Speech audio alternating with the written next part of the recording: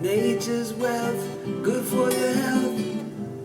This is the Raw Life Health Show. Hello everybody, this is the Raw Life Health Show, and I've been eating a raw vegan diet now almost 30 years. I guess it's 27 or 28 years. It's another year passing by, and I've learned a lot over the years about how to eat and what to do. And I have a good friend who's been on a raw food diet, started along with me many years ago, and he went back to eating cooked food, and he slowly went back to eating what he called heated foods. And more posts he's making about what's missing in raw foods and all the negative things in raw foods. But the thing is he was thriving on a raw food diet. You know, I always say this is just as much as a mental thing as a physical thing. Physically, it's not difficult to eat a banana or an orange, but mentally, with society telling you you're missing things and you're not getting enough nutrients and calories and all this other stuff that's only found in animal products or cooked food, it creates a problem. And from my experience, what I've seen over the years and what I've even experienced myself in my transition and my journey is, once you start, if you're on an all raw diet, 100% raw food diet for a good amount of time, and you start getting back into cooked foods and getting that cooked food addiction, the next thing that's not too far behind is the animal products. First, it starts with the dairy and the cheese and the butter and the ice cream and all these so-called dairies, and you might try to justify it by saying, well, I'm doing raw dairy and I'm doing raw goat milk instead of cooked cow milk and all this stuff. And then you start getting into the fish, and then you start getting into the meat, and you're pretty much right back where you started from. You might be doing a healthier version of the standard American diet, but a healthy version of poison is still poison. And you know, it's better not even to go there than to go and come back, because jumping back and forth is not a good thing. This is why I tell people it's probably better to consistently eat somewhat okay, maybe 75% raw and vegan, and if you're going to eat animal products or eat processed food in a small amount, to be consistent, than to go all raw for a couple of years and to go all cooked back that way and 50-50 some years and all that, and jumping back and forth and going up and down, which a lot of people seem to do.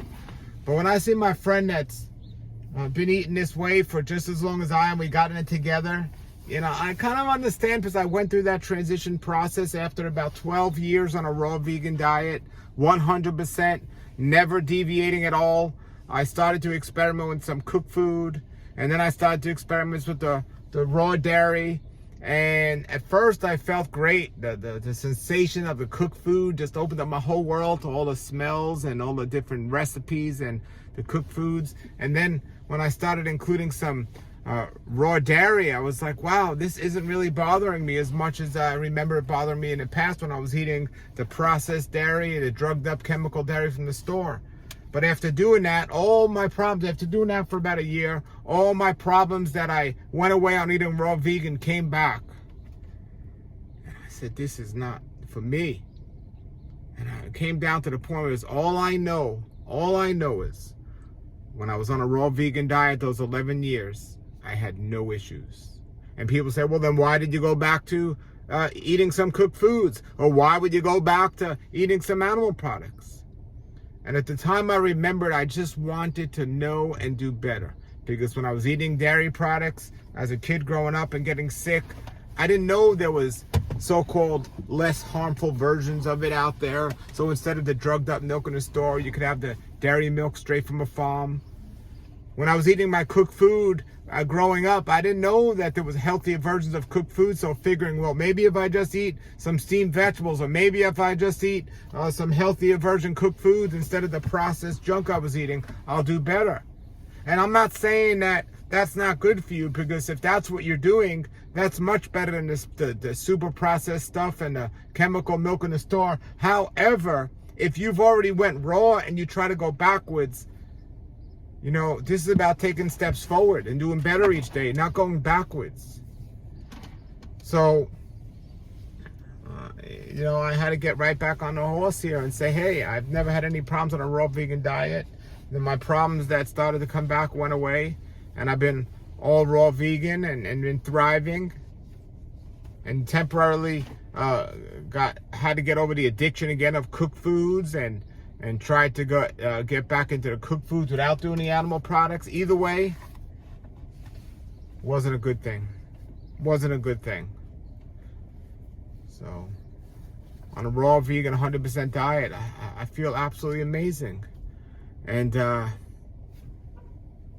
there's no reason not to eat this way other than society's brainwashing, saying you need to eat meat or something. People contact me now. You need to eat meat. You can't survive on meat. I remember when Dr. Fred Bishop, who's been on a raw vegan diet for over 60 years, he's 93 years old. He went to Canada and he met a whole bunch of people up there. And all these doctors and scientists, they didn't know his story. They didn't know he was a vegan for so long. And I said, you cannot survive on a vegan diet long term. And this is after he'd already been eating this way for 40 years. And in his humble opinion, he said, oh, really? Thank you. Thank you for letting me know that. But here we are. It's many years later. Like I said, almost 30 years I've been eating this way. Feel amazing. And I'm getting up today. It's real early in the morning. You see the sun's coming up here. I'm about to go to the gym and exercise. And feeling great. Feeling great. So now I did overstretch and hurt my back recently. So I took a little break from exercising as much. And I did feel the difference. I'm so excited to be back.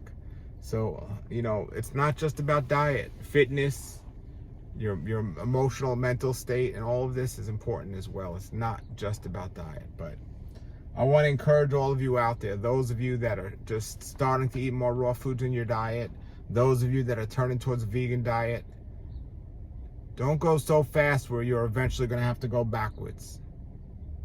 You know, they have that phrase, baby steps, right? So you don't want to go backwards. Each day, keep going forward. Do a little bit better, a little bit more. All right? If you have comments or questions, post them below.